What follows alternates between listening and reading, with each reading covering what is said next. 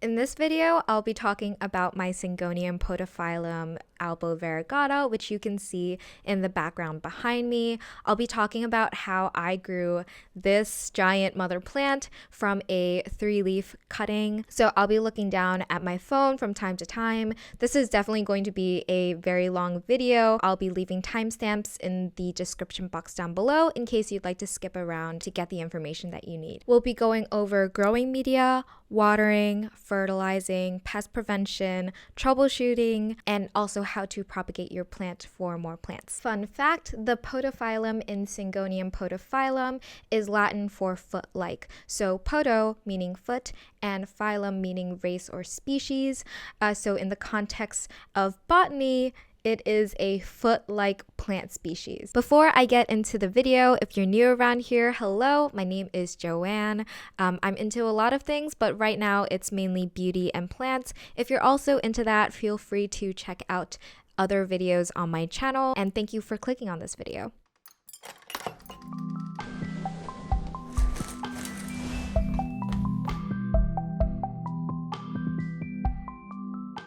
Little bit of a background on this plant. I got into plants around when the pandemic happened.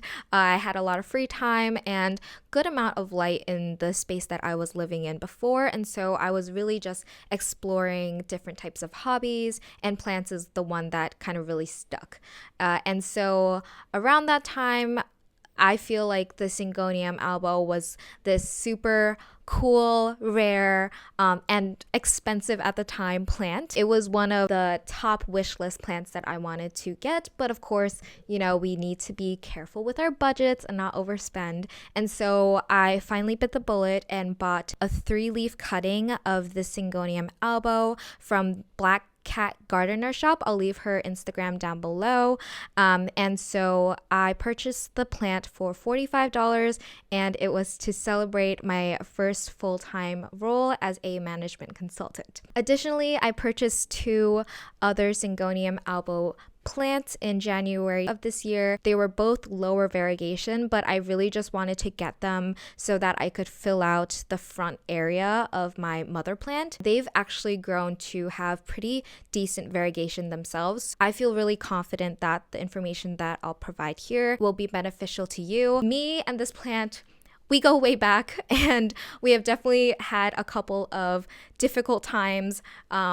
You know, I've experienced all different types of pests on this plant and different kind of bacterial or watering issues. So let's get into that. One factor that I think really set this plant up for success is how I had originally potted the plant, which I have also brought on in later repottings. Basically, I have a plastic nursery pot that's a little bit shorter than a ceramic cover pot. And so it's a perfect fit in terms of the diameter, but it is shorter in height. And so when I planted my Syngonium albo plant in this kind of setup with a soil mix, I noticed that the roots had started to grow down into the water. And so for someone like me who is a frequent underwaterer, this is really helpful because it basically creates a semi-hydroponic setup without all of the potential issues that come with a semi-hydroponic setup, like using pon or leca. Those have their own individual issues, but this is the easiest method for me to be able to manage my plant. In terms of my preferred growing medium for the Syngonium albo plant, again, I've mentioned that I'm an underwaterer, and so I stick with a soil-based medium. Of course, I have other plants that are in pon and leca, but those also have kind of higher maintenance things that you need to do, and so this is the easiest for me. I use a mixture of coco coir, perlite, a little bit of charcoal, orchid bark, and worm castings with the worm bin that I personally have and manage. I personally keep it on the heavier side with more coco coir, but if you're someone who is an overwaterer, this may be the case where you just add a little bit more aeration, so that could be through perlite, pumice, or orchid bark. Something that I've also noticed is that the plant doesn't actually require a a large pot. If you notice in this plant back here, it is over 3 feet tall, but the pot that it's currently in is about 6 inches in diameter, and also I believe it's 6 inches in height as well with its plastic nursery pot. So that's not a very sizable pot, and I found that that still works. I don't feel like I need to repot it anytime soon. In terms of watering, I typically top water 1 to 2 times a week, and this is a very thorough top water. So I'll take my watering can and I'll go over a couple of times with a steady stream of water, and if I notice that the plant still looks a little bit dry, I'll add a little bit more water. And the way that I usually check if my plant needs water is through a couple of different methods. You know, there's that first one where you check with your finger, like, is the soil still moist? Then I'll pick up the pot to see how heavy it is. Usually with a drier soil, the pot also gets lighter. So those are 2 really great ways to see if your plant needs water. And something that I've noticed is that Syngonium albo can actually stay a little bit on the moisture side. So if you let your pot dry out more than halfway through, the bottom leaves are definitely going to start dying off as the plant tries to focus on getting the water that it needs in its growth point.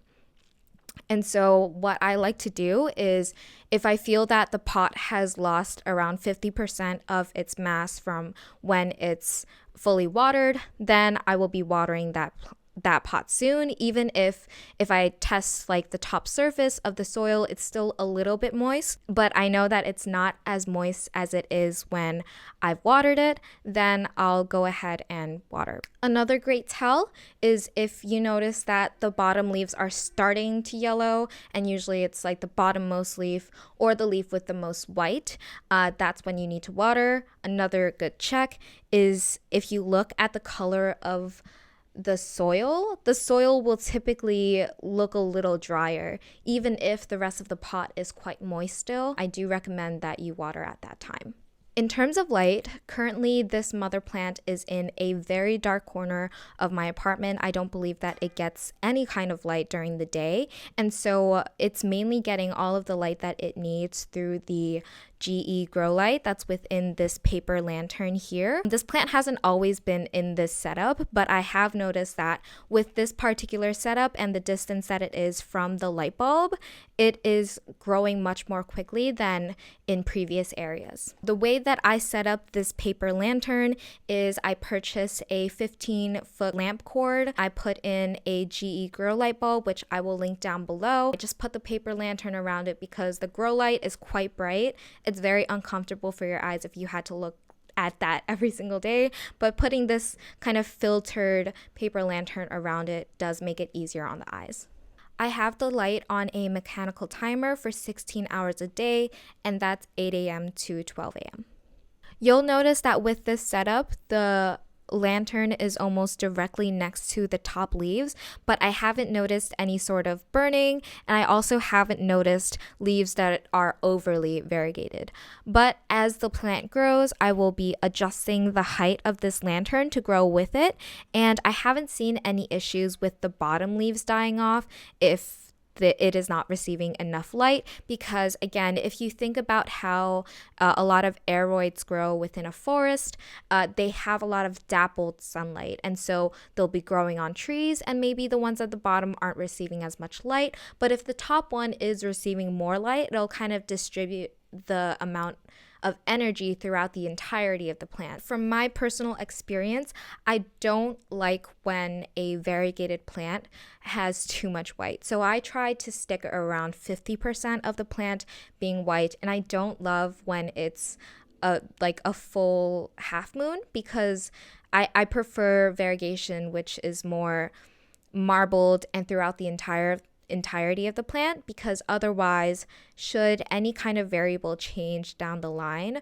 that majority white leaf might be the first to burn off because it is an inefficient leaf. In my previous apartment, I had this plant 8 feet away from a southeast facing window that had obstruction on 2 sides, and I found that that was a good amount of light. So again, depending on the light that you have based off of a window, you also have to think about your general climate. For example, in New York City in the winters, we get a lot of cloudy days, so the plant may not receive as much light as it needs. So that may be that you move your plant closer to the window. I've also had this plant in this current apartment, not in this super dark corner, but around 8 feet away from a southwest facing window. And with that setup, I found that the plant dried out way too quickly. I had overly variegated leaves. I would need to water almost 2 to 3 times a week, which is quite frequent. And so that was not working out with how I like to water, which is never. That's why I ended up in this dark corner. Now we're going to talk a little bit about staking. So staking is a technique used by plant owners to encourage maturation of climbing plants. So these are a lot of your aroids. It's also a technique used by vampire hunters to take down their target. Was that really cheesy? For this plant back here, I use bamboo stakes, jute rope, and plant Velcro to stake up my plant. Personally, I don't love the jute rope because I have to, individually go through each of my bamboo stakes and have that jute rope there. I have found that it's easier for the plant to grip onto the jute rather than the smoother bamboo stake, but I've obviously gotten a little lazy, as you can see with this one. I just straight up taped the bamboo stake to a wrapped stake.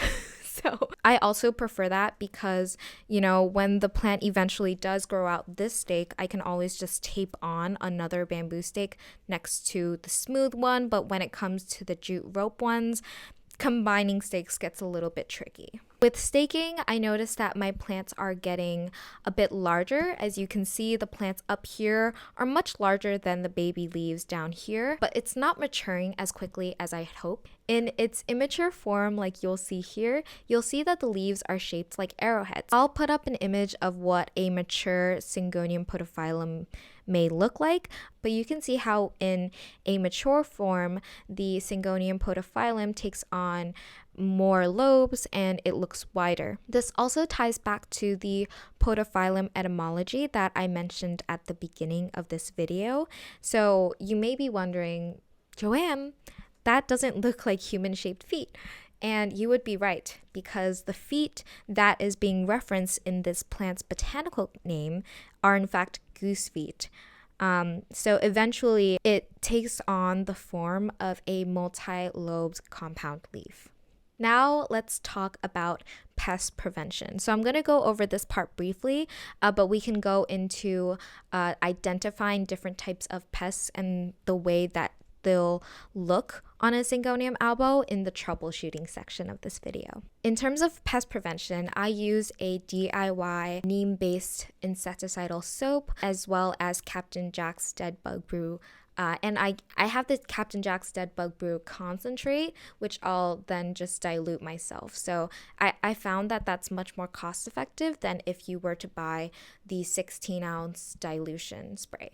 And this is something that I'll apply typically on a bi-weekly or monthly basis, depending on how much I care. And I found that I haven't had too many pest issues with this plant in particular. It seems to be quite strong. I just know that a couple of other plant varieties that I have, even though I treat it with the same frequency of neem-based insecticide and Captain Jack's, that those other plants will just always have pests on them for some reason. In terms of fertilizer, I use the same fertilizer for every single one of my plants, and that is a diluted form of liquid dirt, and that's at a quarter dose of what's recommended on the package label. Okay, so now we are going to go into troubleshooting.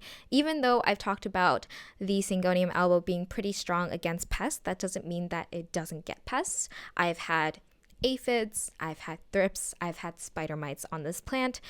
You won't see too many battle wounds from those. Typically, I think the main issue that my plant gets is when it's underwatered, and that's when it starts to kill off leaves. But otherwise, there aren't too many scars on the leaves of this plant from pests. So we're going to go through the signs. So this is kind of like a symptom-based diagnosis of your plant and what could be wrong. The top issue that a lot of beginners get with their first variegated plant is reverting or green leaves. So this could be due to two different factors. The first factor that we're looking at is, of course, lack of light.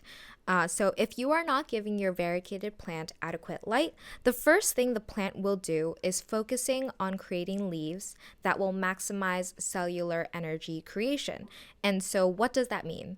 That means that the plant will produce leaves with more chlorophyll, which is the green that you see, because plants with less chlorophyll, the white that you see, are not producing anything for the plant to keep living. Eventually, if it stays in an area where there is not enough light for this plant to maintain its variegation, then it will produce all green leaves, which is reversion. The next factor that you have to think about is inconsistent light. If you are in a climate where there can be long stretches of time, so think 5 or more days, where it is overcast, so cloudy or rainy days, I recommend augmenting your plant's lighting conditions with artificial lighting. So for example, similar to what I've done here, set up a lamp close to your plant so that it can get the light that it needs. Something that you may have to consider is examining the wattage and temperature of the light to ensure that you don't end up providing too little or too much light. Now that we've talked about reversion, let's think about an issue where it's too much white. So I call this hypervariegation or all white leaves. All white leaves is also not what you want, because if a plant were to become stressed from a change in variables, be it you're repotting the plant into something bigger, pests, or a modification of its watering schedule, the plant will immediately pull energy away from maintaining the leaves with the most variegation. What I recommend here is pulling the plant further away from the light source in a gradual manner. So make sure that you're not, giving it 100% light and then suddenly just pulling it back to like 50%. Once you do that, start studying the changes in leaf variegation until it reaches a level that you're comfortable with. So you'll see here that this is kind of the level of variegation that I'm comfortable with for my Syngonium. For everyone, I think it's a little bit different. And if you find that that's the plant is too far gone, it's basically ghosted on the past 3 or so leaves, I recommend giving it a chop to the most recent leaf that has at least 25% of the leaf being green. The next issue that we're going to talk about is if you have a leggy or floppy plant. So again, insufficient light will cause the plant to become leggy or flop over if it's not supported on a stake. This is because the plant is trying to find a good source of light. So if it's not currently feeling like it has a good source of light, rather than focusing its energy on creating a new leaf that might not succeed, instead it's going to create something called a runner. It's a strand of leafless nodes until it finds a space where it gets the light that it needs to thrive, and that's when it'll start producing the leaves needed. Again, it could also be due to not staking up the plant. For example, I think I've seen Syngonium albos sold in hanging planters. So if you've gotten a plant like that, or if you keep yours in a hanger, just know that when you're hanging it up and not staking it, sometimes I've hung up plants where I've trained it to trail up the macrame. If you're not doing that, then the plant is definitely going to become leggy, because the typical growing pattern for a Syngonium is to grow up in a vertical manner. It's not a horizontal plant. It doesn't grow like a crawler like how a Philodendron gloriosum does. Instead, it latches onto something that's substantial enough to support its weight, and it crawls up. If you're giving it a hanging planter, it's going to kind of become a vining plant, but each subsequent leaf that it produces will likely become smaller and smaller, and eventually it may produce runners as it tries to find a place for it to grow upwards. Now we're kind of going into the more complicated issues that a plant might experience, and so this is browning whites of the leaves. So what I understand from this issue is that this is mainly a moisture issue.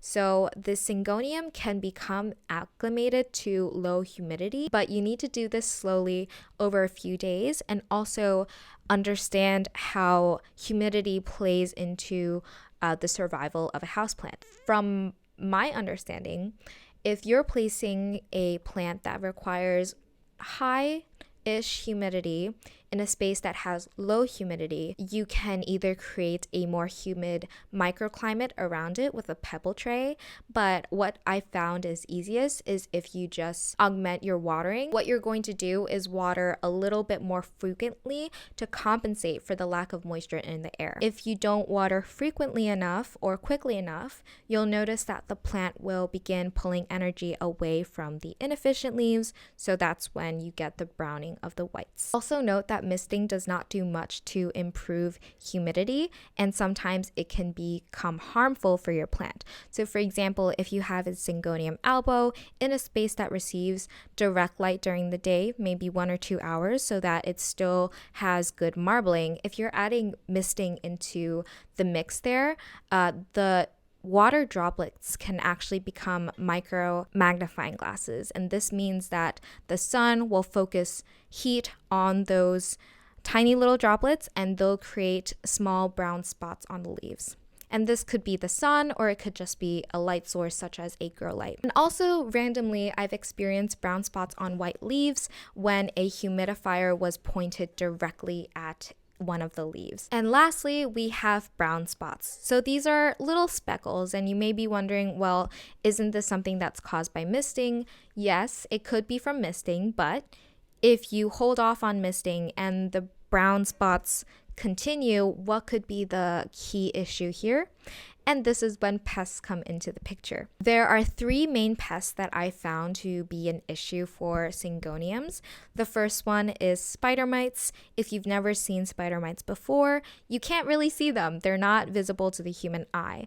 They're microscopic, but you can typically identify them through their signature webbing, which is easier to see with a flashlight if it is in just the beginning stages of an infestation. I've also had aphids before. So aphids are black round pests that suck the sap of the Syngonium, typically on the undersides of the leaves and within crevices, and it does not move quickly, and it's also visible to the human eye. Lastly, I've experienced thrips on this plant, which has honestly been such a traumatic experience. I hate thrips with the core of my being. I feel like spider mites, aphids, like they're fine. They're kind of easier to treat, but thrips jump.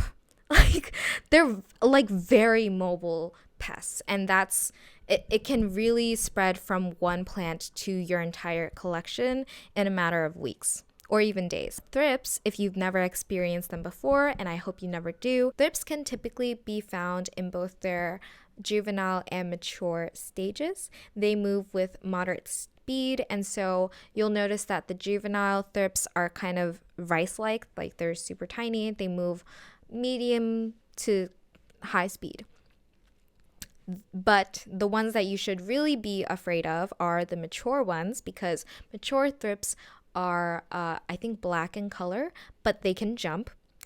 So you want to ideally catch a thrips infestation early on. Otherwise, the pest can more easily spread to the entirety of your collection. You may be wondering, oh my God, I never want to deal with pests on any one of my plants. What can I do to prevent that? Well, I already talked about the pest prevention that I typically use. So that's a neem-based insecticide. And also Captain Jack's will work on treating spider mites and thrips. It does not work on aphids, and so for aphids I would typically recommend just trying neem. And if that doesn't work, Another method that you can try is to physically remove the pests. And what you can do is remove about the first 1 or 2 inches of growing media and replacing that with something fresh and new that you know doesn't have any pests, because that's typically where pests will lay their eggs. Another thing that you can try is covering the growing media and pot with a plastic bag, and then you just go into your bathroom, use your shower head, and spray the undersides of the leaves just so that those pests are physically removed from those leaves. Of course, there may sometimes be eggs laid within the leaves as well, and so this is why you have to combine this physical method with a chemical treatment method. Okay, now that we've gotten through everything and your plant seems to be doing really well, it's grown a couple of new leaves, super healthy, well marbled, well variegated, it's beautiful. What can you do now? Are you a little bit bored? Because I get bored sometimes. This is when I bring out my pruning shears. I like to prune my plant every 4 or 5 leaves that it grows. If you watched my Tradescantia care and propagation video, you know that I am super passionate about cutting up all of my plants. And also that pruning in combination with propagation really helps to multiply your plant. It's a little bit different with the Syngonium albo because unlike a Tradescantia, it typically only activates one growth point. And so if you take a cutting, it'll just activate that growth point and grow from there. It's not going to activate multiple growth points. But even though it'll only activate one growth point on that main plant, you'll still have a cutting that you can grow into a completely different plant. And that's how I grew my mother plant over these past 2 years. Every couple of months or so, I would take cuttings, root them up, and then plant them at the base of the pot. You may be wondering, how do I prune my plant? Well, pruning your plant is quite simple. First off, you need to identify where the plant nodes are. I've inserted a video of a Syngonium albo node, and you'll notice that there are these little nubby things around there. That's its aerial roots. And if you were to remove the leaf completely from this area, underneath that you'll see that there is a growth point that can be activated when it's been rooted. Next, you want to identify how many cuttings you want to take. If it's been a while since your last pruning, you may have a couple of leaves. And so for me, I typically like to take a top cutting that has at least 2 leaves so that I have a little bit of insurance. I know with top cuttings, they can be really a hit or miss when it comes to growing its roots. And if it's been a while, then I also take additional single leaf mid cuttings. I want to leave about 2 or 3 leaves from the most recent cut. You don't want to cut back to where you have previously cut because then that's going to be a spent node. And although there's been discussions that, plants can sometimes develop growth points from spent nodes, it's ideally not what you do because it can shock the plant and it'll take a really long time for it to start growing again. Now that you've identified where you'd like to cut and the nodes that you'll be taking, you're going to sanitize your scissors or your shears with rubbing alcohol. And one thing to note is that the sharper your scissors, the better. If you have blunt blades on your scissors or dull blades on your scissors, they can crush the stem while it is cutting the plant. And what this means is that not only is your plant experiencing shock from being cut, is experiencing shock from having a bruised cut. The healing that takes place after that is going to be drastically different. Once you've got your cuttings, you're going to wait for those to callus over. So what does callusing over mean?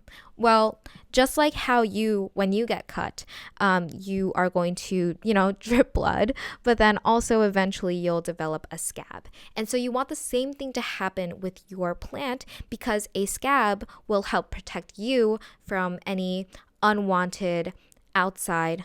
Your plant experiences the same thing. You want your plant to develop a nice, healthy scab before you try and put it in its propagation media. Once the cutting has successfully calloused over, then you can choose your propagation media. And for me, I personally prefer water because then I can watch the roots grow. And it's also quite easy to transplant a plant from water over to any of your, ultimate growing medias. But I know some people like to root in sphagnum moss, perlite, pon, leca, or an aroid soil mix directly. I have had some plants not really develop any roots in water for a while. And so, like, at the end of it, I just stopped caring. It was experiencing some rot at the base, starting from the bottom where the wound had been, even though I had waited for it to callus over.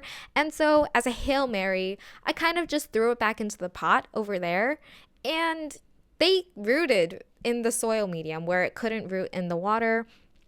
And it's also, I think a couple of them developed leaves, albeit they're not super healthy plants, but honestly surprising because I thought they were done for. And also, you would typically want to transplant your cutting into its ultimate growing medium after it's developed secondary roots. So you'll notice that your plant will develop this first set of roots. It's long, but when you start to see roots growing off of that main root is when you know that the plant is strong enough. It's got a good base structure to rely on for you to transplant into a growing medium without it going into complete shock. One thing you should note though is that ideally don't chop more than 30% of your plant because this can put your mother plant into shock and this could halt growing for a couple of months.